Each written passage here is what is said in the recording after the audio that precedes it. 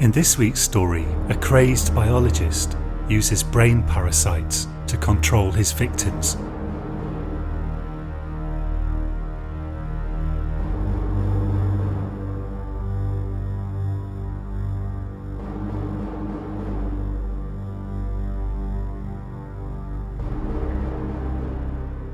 There are two ways you can become a detective. At least this is true in the UK. You can join the police and work your way up the ranks, and maybe after 10 or 20 years they'll make you a detective.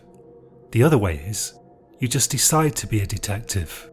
Perhaps you register a company for £100 with a snappy name. For example, West Tooting International Detectives Limited.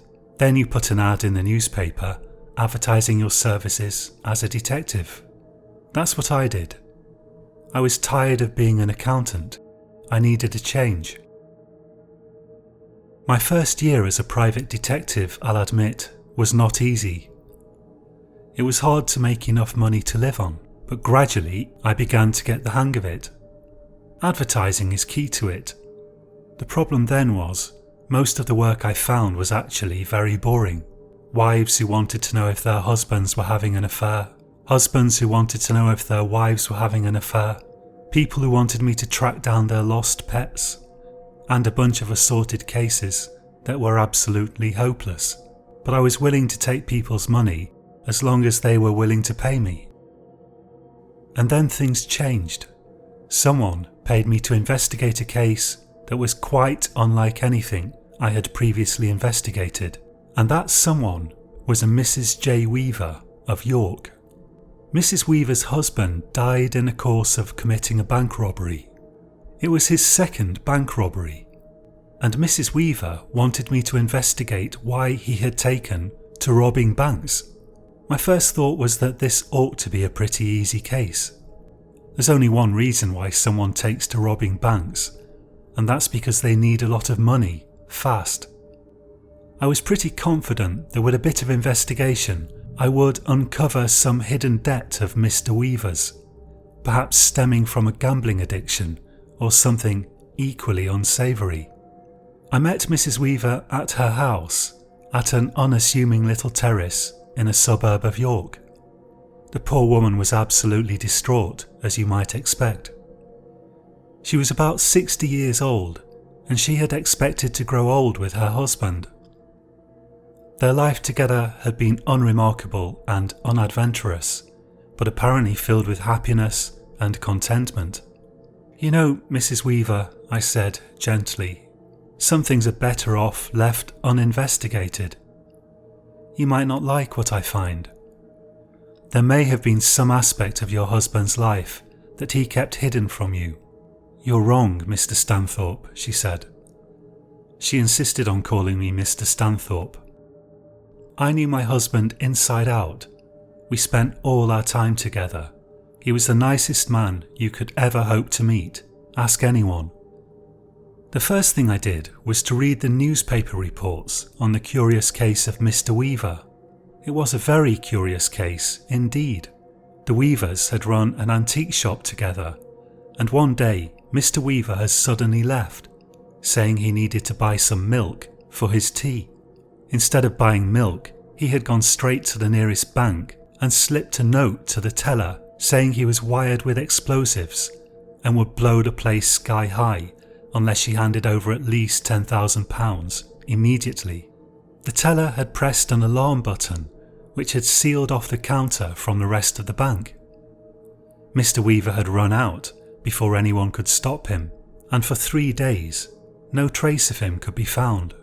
He did reappear, however, 3 days later, when he tried to rob the exact same bank a second time.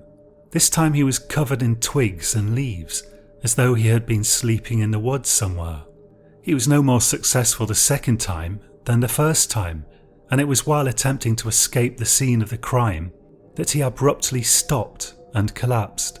Security cameras attached to a nearby shop showed that at the moment he stopped, blood began to run from his nose, and he appeared confused and uncertain. He then fell to the ground.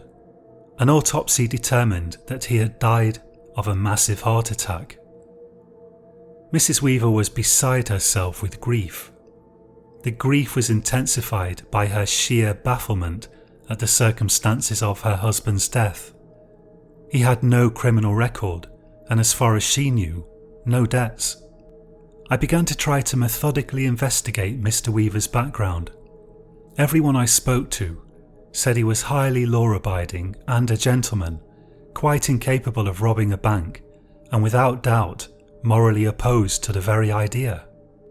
I was sure, nevertheless, that I would find evidence of some unexpected source of debt lurking in Mr. Weaver's history, but I could find no trace of any such thing. After investigating the matter for 2 months, I was just as mystified as Mrs. Weaver. I had to give the whole matter up and apologise to Mrs. Weaver for spending her money on a useless investigation. She implored me to continue the investigation further, but I was unwilling to spend any more of her money. It seemed quite immoral to do so. Nevertheless, I assured her I would continue to turn over the matter in my mind, and if I could think of any possible explanation for Mr. Weaver's curious behaviour, I would investigate further. 4 months passed by and I had pushed the matter to the back of my mind. I was engaged in watching a husband in an effort to determine whether or not he was having an affair with his secretary. He probably was, they always are. Then an article in the Perthshire Gazette caught my eye. A man had been arrested by the police for attempting to carry out another bank robbery. Again, he had no prior criminal convictions, and his methods were scarcely more sophisticated than Mr. Weaver's. He had pretended to have a weapon, which was in fact a water pistol covered by a handkerchief. He had experienced considerable difficulty in convincing the bank teller that he wasn't joking, and she had refused to hand over any money. Eventually a member of the public had grabbed his so-called gun, and that was the end of the affair. Except, of course, he was now being held in a local jail. The parallels in the case were so striking that I headed up to Perthshire immediately. Of course, no one was paying me to investigate the matter, but I felt a sort of moral debt to Mrs. Weaver, after she had paid me so much money and I had been unable to shed any light on the case of her husband. The man's name was Rory Watson, and the first thing I did was to introduce myself to his family as a private detective. They, like Mrs. Weaver, were absolutely mystified, although unlike Mr. Weaver, Mr. Watson's history was not quite so pristine from a legal perspective, although he had never actually been convicted of anything. They were able to provide me with precise details of exactly what happened on that fateful day when Mr. Watson had apparently decided to rob the United Bank of Perth and Kinross. Once I had gathered as much information as possible, I made my way to the bank in question to examine the scene of the crime. I spent a long time gazing at the bank, going in and out and so on, until a policeman became suspicious. But he was reassured when I told him I was a private investigator. Those words have a certain kind of magic which seems to work even on police, although I have no official standing of any kind. I continued to pace around outside the bank, looking for cameras that might have recorded the incident and taking photographs. It was then that I was approached by a curious gentleman who had overheard me talking to the policeman. He introduced himself in a thick Scottish drawl, if drawl is the right word, and explained that he was a professor from the University of Aberdeen by the name of Stiller. "It's a most singular case, is it not?" he said, looking me up and down as if appraising my possible usefulness. "What could possess a man to attempt to rob a bank in such an idiotic manner in this day and age?" "Exactly what I've been wondering," I said. "It's as if he was somehow forced into doing it." "Or programmed, like a computer," said the professor. "You mean like a Manchurian candidate type of situation?" I said. "Something like that," he said. "Impossible," I said. "The CIA investigated that idea thoroughly in the 60s, and they came up with nothing. It's impossible to truly program a human being against their will." We spoke a bit more and he told me he might have something of interest to me and invited me to join him in the lobby of his hotel. He had a kind of mysterious air about him and I didn't know what to make of him, but I was willing to give him a hearing since I really had no other leads. He was staying at the St Andrew's Inn in the city centre, not far from the bank, so I graciously accepted his invitation. When we got there, he ran off to his room to collect something, and he came down with a sheaf of papers and photographs. "What do you know about toxoplasma?" he asked, slamming down a photograph of some sort of bacteria or parasite on the table in front of us. "Nothing at all," I said, increasingly thinking that I was probably dealing with a crank. "Toxoplasma reproduces sexually exclusively in the intestines of the domestic cat," he said. "The cat excretes sporozoites which lie dormant in the soil, waiting to be consumed by some hapless rodent. When a rat eats this parasite, the sporozoites become active and infect all of its bodily tissues, but they especially migrate to the brain. They control the brain of the rodent, removing all its fear of cats. An infected rodent may even become attracted to the smell of cats. Then, of course, one day, the deranged rodent is eaten by a cat, and the toxoplasma proceeds to infect the cat's tissues. And so the cycle continues." "Are you trying to tell me Rory Watson was driven insane by toxoplasma?" I asked. "Oh no," he said. "I'm merely suggesting toxoplasma was used as a vector for the RNA which programmed his brain." "Programmed his brain?" I said. "No one has the capability to do such a thing." "If only that were true," he said. "Let me tell you a story. It's about an old student of mine by the name of Blake. He was my brightest student. I expected great things from him, and he didn't disappoint me. Not in that way. Unfortunately, he had a character flaw. He had the most awful temper, which he seemed unable to control. One evening he got into an altercation with another student, and the student was found dead the next day, his head beaten in with a brick. Whether Blake was responsible or not, I don't know, but he was found guilty in the courts.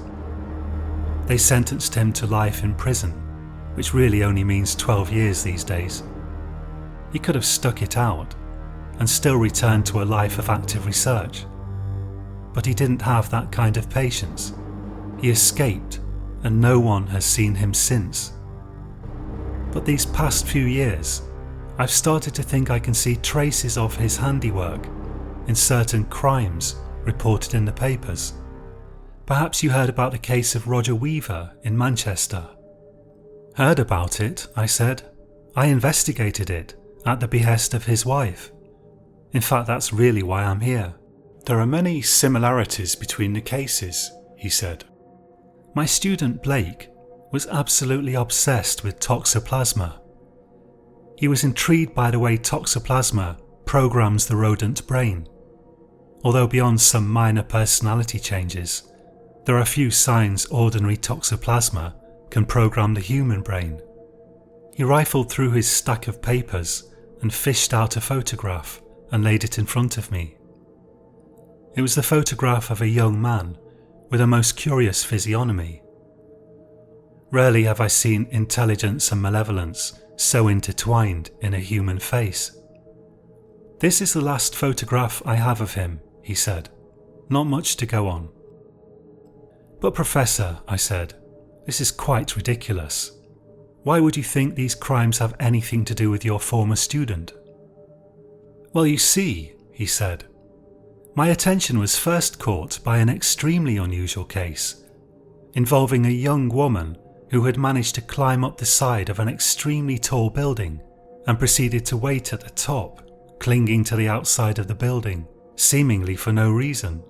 Her behaviour reminded me rather of the behaviour of ants infected with cordyceps fungus. I was able, through some connections of mine, to obtain a sample of her blood, and indeed it contained traces of the fungus, a fungus which normally affects ants adapted to infect and control human beings? That doesn't happen naturally. There's only one person who could have engineered such a thing, and that was Blake, my former student. That was 10 years ago, and ever since then I've been scanning the media carefully for signs of his handiwork. 6 months ago, I detected a genetically altered form of toxoplasma in the bloodstream of a man who was found smashing his head repeatedly against the glass window of a bank. I believe now Blake has succeeded in genetically altering toxoplasma to fully control the behaviour of his victims. The professor grasped hold of my arm and looked deeply into my eyes. "He must be stopped," he said. "Suppose your theory is correct," I said. "Suppose I entertain, just for the sake of argument, that your student is indeed loose and programming people to do bank robberies with toxoplasma. Well, how on earth are we going to find him?" "I happen to have an idea about that," said Stiller. "You see, this man Watson will very likely be offered bail, and from my inquiries I understand that his wife is very unlikely to be able to afford it. I, however, could afford to post bail for him. Were I to do so, and if my supposition is correct, he will immediately try to rob another bank, and most likely the same bank again. You see, the programming is very crude. I believe Blake has been able to instill his targets with an overwhelming craving to rob banks and to take the money to some location, from where of course he intends to collect it. I doubt whether he has been able to program any more detailed plans into the heads of these unfortunate victims than that. I don't believe he even cares whether they are all successful or not. It only matters that a few of them succeed and deposit their ill-gotten gains at whatever location is convenient for him. You're saying that if I were to wait for Watson to emerge from prison, I might be able to follow him to some drop location, I said. Precisely, said Stiller. The flaw in this plan, of course, is that he will likely attempt to utilise the same crude methods that previously landed him in prison, and our opportunity to follow him will be stymied. If only we could come up with some way of making him think that he had indeed successfully robbed the bank.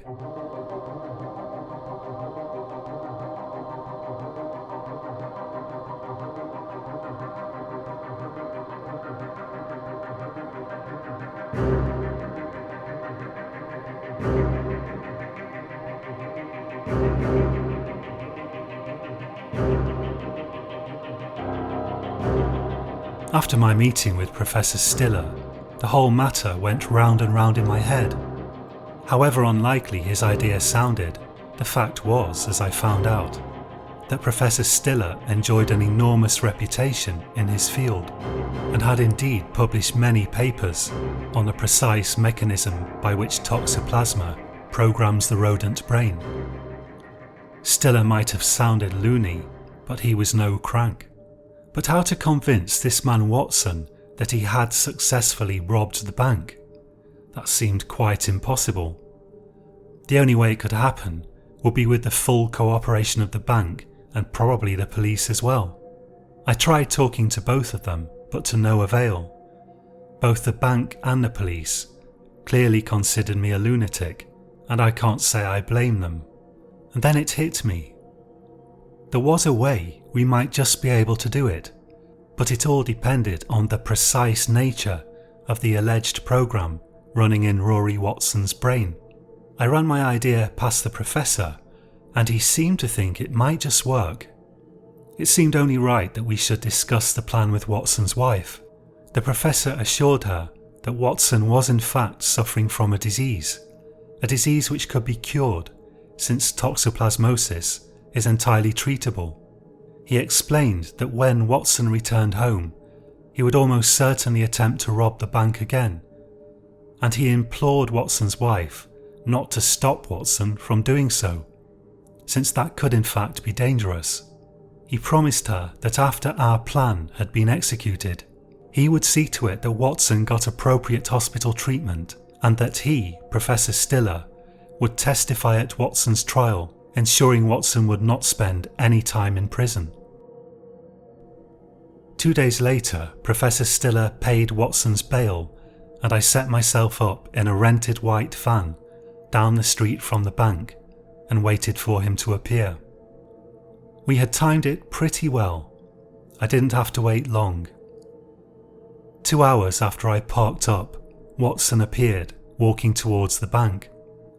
There was really little unusual about his appearance. He didn't seem in a daze or a trance. His movements were not robotic. The only unusual thing about him was that he gave an appearance of being extremely stressed, as one probably would be if one had to rob a bank. I swiftly exited the van, carrying a large metal suitcase and wearing a security guard's helmet on my head. I had also dressed myself in a security guard's uniform. The only thing that didn't look quite right was the van, but we were betting that Watson would be so focused on his goal that he wouldn't notice. I took care that Watson and I approached the bank at the exact same time. I saw Watson clock me, look me up and down, and arrive internally at a decision. He grabbed the security case and ran off. Our plan had worked perfectly. Watson had been programmed to rob the bank, but if easy pickings presented themselves in the form of a security guard apparently delivering money to the bank, he was quite happy to take the easier route to his goal. A few startled passers-by noticed the whole thing and looked alarmed. "It's okay, we're making a film," I said, and they laughed and looked around for cameras. I jumped into the van and followed Watson down the street, expecting him to get into a car and attempt to make a getaway. He did indeed get into a car, his own car, and promptly set off at a fair clip. I followed him out onto the country roads outside the town, but I had great difficulty keeping up with him. He certainly wasn't respecting any speed limits. I suppose the poor man was terrified that the police would come after him. Nevertheless, I did my best, until it happened that, rounding a sharp corner, the van skidded off the road into some bushes. I was lucky not to have got seriously hurt. It was at this point that I called the chase off, shaking a little, and telephoned the professor. I was crestfallen, believing that I had messed everything up, but the professor was optimistic. "Listen," he said, "we know roughly where he is at the moment, assuming he hasn't doubled back. He must have been programmed to leave the money somewhere. I don't believe it's possible to program exact locations or addresses into the human brain using toxoplasma. The only possibility is that he is heading for some kind of landmark that can be found in some general direction from Perth, the direction you've been heading in. It has to be something so ingrained in his psyche that the parasite can tap into some general archetype recorded in his brain." "You mean we're looking for something iconic?" I said. "Like a lighthouse or a mountain?" "Precisely," said the professor, "but not a mountain. That would make the drop location too vague. Something smaller." We thought for a moment together, the professor doubtless enjoying a pipe at his hotel, while I breathed into the receiver of the public telephone box where I stood. "What about a castle?" I said. "That ought to do the trick," said the professor. "Let me check this map." There was a rustling sound while the professor unfurled a map of the area. After a minute he said, "Goldry Castle. That has to be the one. There aren't any other castles in that area." "Okay, I'm on it." "Wait," said the professor. "Listen to me carefully, Stanthorpe. Whatever you do, if you see Blake, do not approach him. That man is extraordinarily dangerous. If you go anywhere near him and he becomes at all suspicious, you will end up being his next victim." "Don't worry," I said. "I've no intention of approaching him." And I returned to the van, checked my map, took a deep breath, and drove off towards Goldry Castle.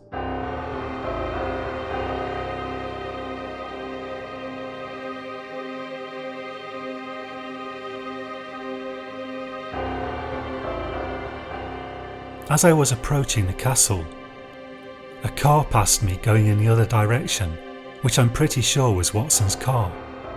That was fine by me. The question was, had he left the case at the castle? And if so, would anyone be coming to collect it? I pulled up some distance from the castle and then walked towards it, attempting to look as though I was just a random passerby out for a random walk. As I walked up to the castle gates, I wondered where precisely Watson might have left the case. It seemed to me that the most obvious, iconic single small part of the castle were the gates themselves. Accordingly, I observed the gates carefully as I walked through them into the castle grounds, and sure enough, I spotted it. The security case was there, propped against the inside of one of the brick pillars that formed the castle gates. I looked around for a spot where I could observe the case without being seen. Unfortunately, the castle grounds didn't offer too many possibilities. There was a wide gravel car park, bits of lawn, and not much else. I walked back down the road, hoping that if Blake was watching he wouldn't notice my suspicious behaviour, and got in my van. I pulled the van as near to the castle gates as I dared, then I sank low in the seat and waited. After about half an hour, a small rusty old car pulled up in front of the gates, and a thin, determined-looking man got out and began looking all around the gates. I judged him to be in about late middle age, and he possessed a strangely commanding presence, as though he was used to issuing orders and being obeyed. Although he was far older than the photograph I'd seen of Blake, I thought I could recognise the same angular features in the man, the same unsettling mixture of malevolence and intelligence. Without a doubt, it was him. He quickly located the security case and, throwing it in the boot of his car, drove off. I was able to observe the plate number, and even though Stiller's dire warnings were still ringing in my ears, I couldn't resist following the car. The way I saw it, there was little chance of him thinking a van trailing far behind him to be suspicious, unless he was expecting to be followed, and he had no real reason for thinking anyone was onto him. I trailed him for a good 20 minutes until he finally pulled off the road into the driveway belonging to a collection of isolated farm buildings. I drove past, taking care not to slow down or speed up, nor to do more than glance in his direction. After I'd put a corner between myself and the farmhouse, I pulled over. I tried to think what best to do. These were the days before satellite navigation and cellular phones. I didn't know exactly where I was, and I couldn't contact anyone without finding a public phone box, but I could certainly drive to the nearest town and memorise the route. On the other hand, while I was there, why not at least carry out a close inspection of the farm buildings? Every bit of extra information I could supply to the police would surely increase the probability of a proper investigation being launched. As things were, all I could say was that some random fellow had picked up a case dropped by a man who had stolen it from me after I'd deliberately almost waved it in front of him. I changed into my normal clothes in the back of the van and made my way towards the house. From the distance, I could see no sign of life. It seemed pretty quiet. I imagined Blake must be in some shed somewhere, trying to break the case open. If he succeeded, he'd find it was full of telephone directories, but it ought to take him a while to get into it. Professor Stiller had spared no expense with the case. I crept right up to the house, flattening myself against a wall, and listened for the sound of drilling or sawing. At first I heard nothing. Of course, I thought to myself, it was possible he'd put it aside and tackle it later, but if I were him, I'd be anxious to find out what I'd stolen. I edged closer to a window and tried to peer into it from the side. Suddenly I heard a noise and turned to see two men running towards me. I didn't have time to react. They were on me in an instant. Both of them were young, powerfully built men, resembling nightclub bouncers. One of them grabbed me by the back of the neck and both took hold of my arms. They began to drag me into the house.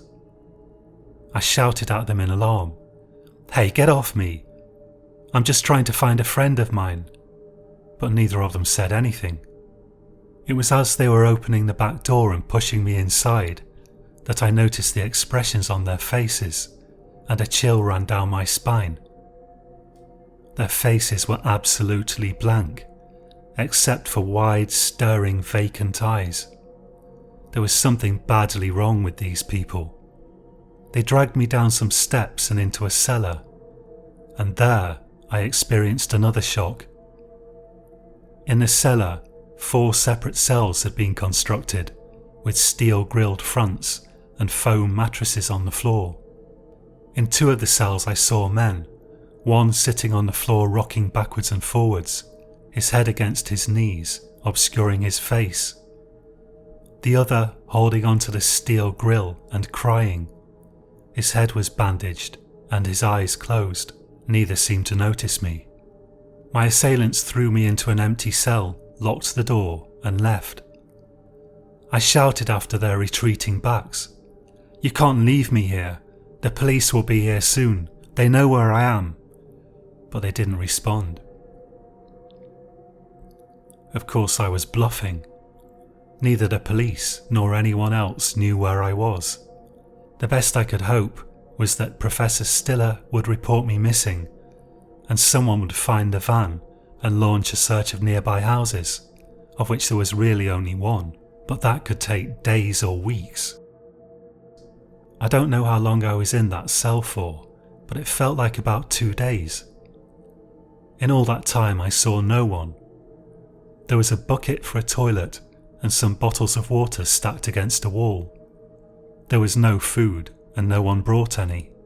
The only light came from a dim red lamp attached to the ceiling of the cellar. I tried shouting pleas for help and threats, but neither brought a reply.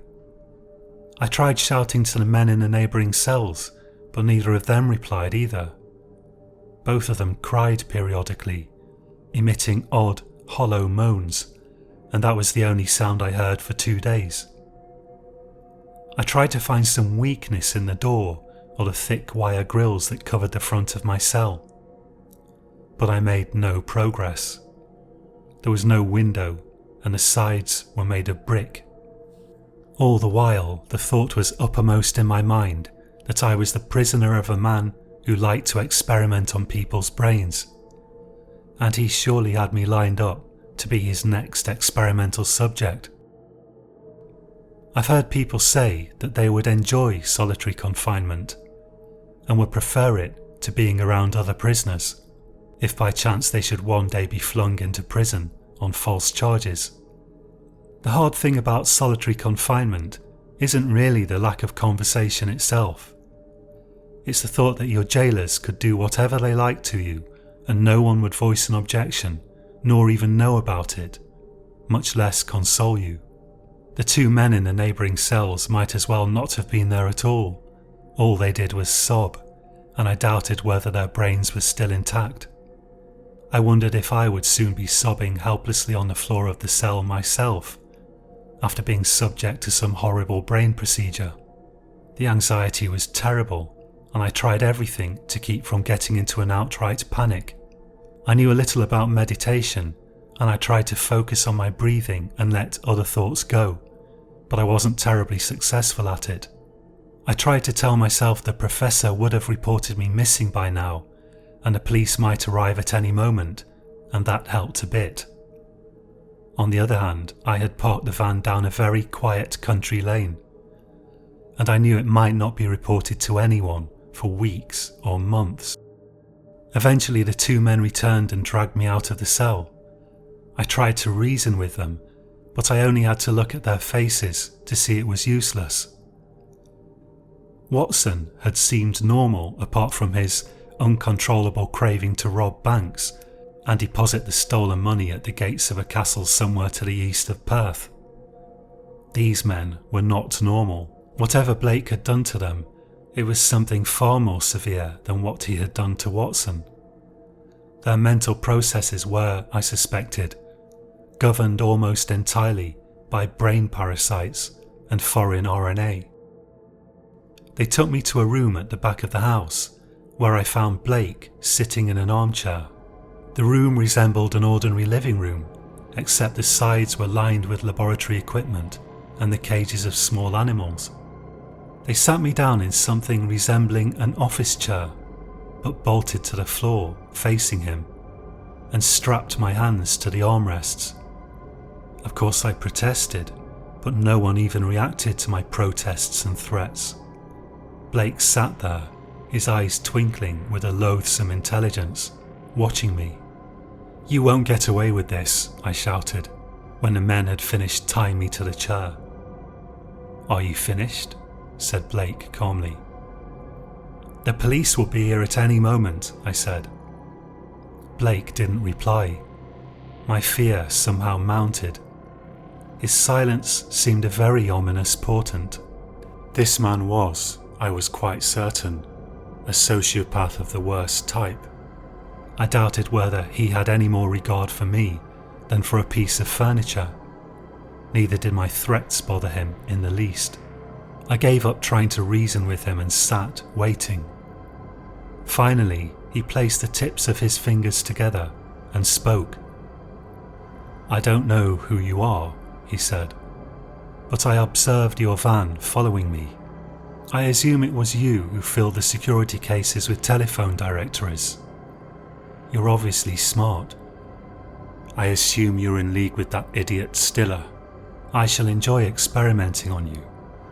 My heart began to beat so hard I thought it would escape from my chest. Whatever was coming, I sensed it was not going to be pleasant. "What are you going to do?"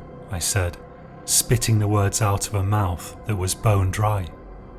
"You're very lucky," he said, rising to his feet. "As you may know, I have perfected the art of commanding the human brain via common parasitic vectors. What you do not know is that all my life I have wanted to design my own life form, to become a creator of life. Then one may consider oneself a kind of god, and all gods must create." He was standing gazing into the cages that lined the wall on my left. From within the cages came a revolting squeaking and scuttling sound, as though something small but horribly strong was attempting to free itself from the confines of the cage. "I began with an ordinary crab," he said. "I spliced in genes from a dozen other creatures, and even genes that I myself have designed from scratch." He opened the cage and reached in with a pair of tongs, pulling out a hideous animal somewhat resembling a crab without its shell. Veins pulsed horribly on its reddish surface, and underneath it, dozens of thin tentacles like threads writhed and wriggled. "What in the name of God is that?" I stammered. "Even after hatching it, I continued to work on it," he said, ignoring me. "I spliced in new genes from mosquitoes, fungi, obscure sea animals. Now it is ready for its host." He began to slowly step towards me, holding the thing out carefully in front of himself. "What is it?" I said. I could hardly breathe with fear. "The tentacles will burrow into your skull," he said. "They will find the centers responsible for movement in your brain, and it will control you." I gasped involuntarily with horror. "But not only that," he said. "It will use your brain like a computer to achieve its own ends. You will think only what it wants you to think, and you will do only what it wants you to do. I will, of course, train you, or rather it, to perform useful work for me, much like my other companions." I twisted my neck to look at the men standing just behind me. There seemed little chance of them helping me. I began to pull desperately at the straps that restrained me, almost oblivious to the resulting pain. He brought the thing over my head, and I felt it land softly on the top of my skull. "You'll spend the rest of your life in prison, you sick piece of filth," I shouted. He laughed gently. I felt the tentacles boring into my scalp like needles, and then terrible pain as they began to bore through my skull. The first effect that I noticed was somewhat like becoming suddenly very drunk. I began to feel as though everything was taking place at a distance. I felt my muscles relax and my breathing slow. Then I lost track of time. I don't know whether I sat there for a minute or an hour with the creature burrowing into my brain. "Good," he said eventually. "Unfasten the straps." The two zombies behind me undid the straps that bound my wrists to the armrests, and I remained sitting quite peaceably. It was extraordinarily weird. I felt quite relaxed, and I couldn't seem to form an intention to attack Blake, even though in abstract I considered it a good idea. "Rise," he said, and I rose unsteadily to my feet. "I have given you life," he said, "and I have given you this body. Now you will work for me, and together we will make many brothers and sisters for you." I felt my arms rising slowly from my side and my feet moving towards Blake. I hadn't willed any of it, but at the same time I was aware that I was thinking about something. I was forming a plan, not of my own, but at the behest of the parasite. My right hand fell on Blake's shoulder and he patted my hand as if affectionately. Then suddenly, both of my hands grasped his neck and began to squeeze with a terrible, inhuman strength. His face registered a look of fear and surprise. My thumbs pressed into his throat and he began to choke and gasp. I'm not sure how much time passed before I let go of him. It could easily have been half an hour. I only know that by the time my hands released their grip, he was quite dead. I do have an idea what caused my hands to relax, however. I had understood that Blake was dead, and my brain, under the command of the parasite, had formed a new plan. I began to search for flammable liquids and anything that might burn, and to strew the house with them. Not content with that, the parasite then had me go out and repeat the procedure in the barns and other outbuildings. Then I started to go around setting everything on fire. When I had finished, I stood watching the blaze at a safe distance, and then I felt the thing's tentacles withdrawing themselves from my skull. I dully watched it scamper off into a hedge. Then I put my hands on my head and with full consciousness returned to me, let out a mighty scream. Somehow I made it back to the van, and finding the keys still in my pocket, I started the engine and zigzagged off down the road. It took me a good few months to feel really normal again, and the horror of that experience I don't suppose I shall ever get over. Professor Stiller was generous to me with his time, his expertise, and his money. Blake had indeed designed his creature well.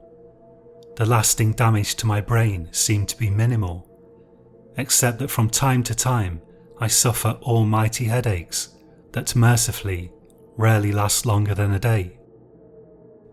"What I don't understand," I said to Stiller one day, not long after my nightmarish encounter with Blake, "is why the first and only thing the parasite forced me to do was to kill Blake and destroy his house." "Well, it's perfectly natural," said Stiller. "Imagine you'd been poked and jabbed and sliced and experimented upon by some madman from the very day of your birth. Once it had access to your brain, it fully understood what its tormentor had done and why he had done it, and it turned on its creator. Only a psychopath like Blake would have totally failed to anticipate its revenge."